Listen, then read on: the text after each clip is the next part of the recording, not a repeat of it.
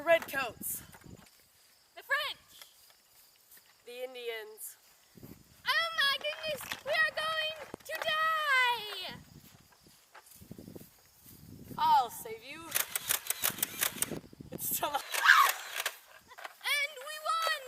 victory. The Rhianna and Alexa Talk Show! Alright, so Rhianna, we're going to talk about the French and Indian War.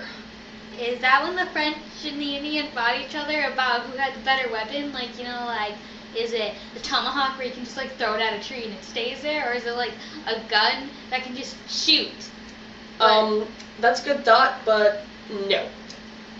The French and Indian War was when the French and Indians were allies, and they fought against the British and the colonists. Are allies when they all were the letter I? No, again. They were working together as a group to fight. Oh, I Yeah. see. If all the French and the Indians weren't all I's, then why is it even important to me? Because the French and Indian War put the British government into debt, which was basically the beginning of the whole conflict. I see. Yeah. Have you read about the local news lately? Oh no, I haven't read about it. Well, it's ridiculous. There is a tax on newspaper. What? That should be illegal. Should. I'm not reading that paper. To fix this, you know what? I'm going to form a group of guys, and we're going to call it the Sons of Liberty, and we are going to boycott all this stuff. The Rhianna and Alexa Talk Show! Now, we're going to talk about the Stamp Act. Was that when they put stamps on everything so they could do stuff with it? Well, they put stamps on paper, like every paper. So they didn't put stamps on coffee mugs. No, they did not put stamps on coffee mugs. But they would put stamps on, like, newspaper, so therefore the newspaper would cost more. So it was sort of like a form of taxes. So why was the Stamp Act important? There were so many other acts. Why was the Stamp Act important?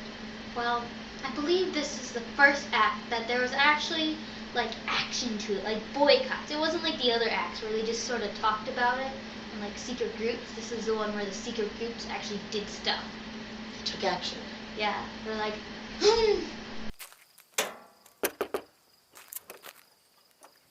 Yes, good sir.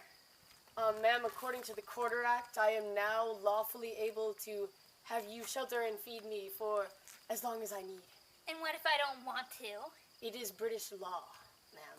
So, If you do not house me, you shall be put to death. come in. Thank you. The Rhianna and Alexa Talk Show! Alright, now we're going to talk about the Quartering Act. is that when everything cost a quarter? Because I would love to go buy jeans for a quarter. No. First of all, they didn't have jeans back then. And second of all, the Quartering Act was when the colonists were forced to have the redcoats or the... Wait. Are redcoats ghosts that wear red coats? No, the redcoats are the British soldiers. Because they wore red coats. Yeah. Mind blown. So the colonists had to let the redcoats stay with them in their homes, and they had to feed them and let them live with them for a very long time. Oh, I see. Follow the British laws. I'm not British. Well, too bad. You need to follow the laws. It's not working. Daddy, stop fighting! Son! My son! The Rhianna and Alexa Talk Show! So, now we're going to talk about the Boston Massacre. Is that when everyone in Boston died?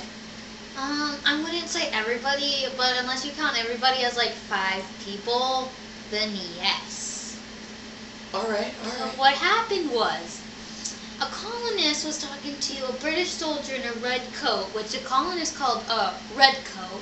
They were not very creative, but he was fighting, and all of a sudden he hit the redcoat, the colonist did, and the colonist fell over. Now they're not sure how, but a shot was fired, and a colonist died.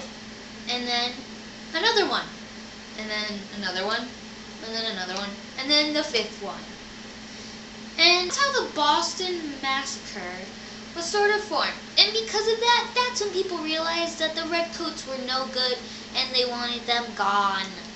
Do not want to buy this tea and be told how to live my life by Britain because they are not here and I'm an American. No tea. We don't want any more tea. No more tea. The Rhianna and Alexa Talk Show! So, final subject of the night, Boston Tea Party. Well, is that when the Tea Party, is that when they were like, clink? And they had to have their pinky up and they had to talk in a British accent? No, that's a different kind of tea party. But, the Boston Tea Party. Oh wait, What? the Boston Tea Party. Is that when they had to talk in a Boston accent? No. But it was when the colonists were angered by all the taxes they were getting without representation. And then they decided they were going to throw millions of dollars of tea into the ocean because they wanted to be represented.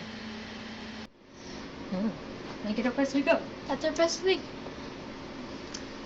Alright, so that was the end of our presentation. I hope you guys liked it. I hope you laughed. Yeah, Because we're we making did. we're making this in the past of when you're seeing it, so we're hoping in the future that you laugh. So Yeah, because we laughed when we made it a lot. yeah. Yeah. It's hard to focus when this one steps in a hole. Yeah. Yeah, I stepped in a whole long story. Yeah. So I guess we have to cite our sources now. Alright, well, First of all, we have Sklicky. Sklicky, you're... And then second of all, we have Sklicky's brain.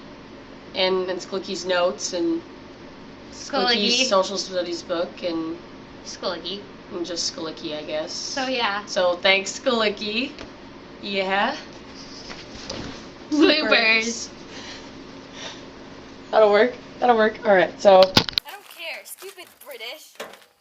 No, you can't. Don't put stupid British in there, because she'll deduct points for that. Honest, I am American. Oh, you got a mosquito right there? Get it? When they drank tea. I'm kidding.